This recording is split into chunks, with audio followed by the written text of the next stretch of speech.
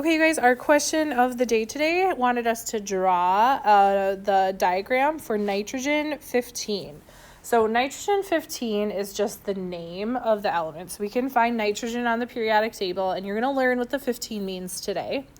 But what the problem told us is that there's 7 protons, which remember we're going to represent with a circle with a positive in it, 8 neutrons, same size circle with a 0 for no charge, and then 7 electrons. So smaller circle with a little negative symbol in it. So we'll start by putting 7 protons in the center. You want to make sure that they are tight together because it's a solid nucleus. All about the same size with that plus sign in the middle. Okay, so that's my 7 protons. Now I'm going to do 8 neutrons, and those are also going to be in the center, about the same size with that 0 or neutral symbol in it. 3, 4, 5, 6, 7, 8.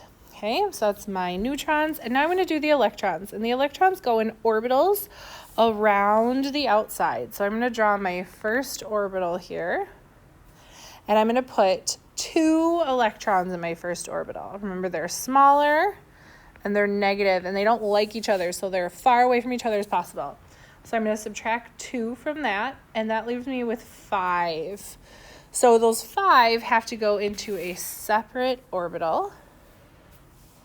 Now, this orbital could hold up to 8, but I only need 5. So I'm going to go ahead and put 5 in. 1, 2, 3, 4, 5. Okay, so a couple of things we're going to look for are your protons and neutrons about the same size, touching tight in the center. And then are your electrons smaller in the orbitals? And then is there a correct number in each orbital? So this problem here would be kind of 3 points.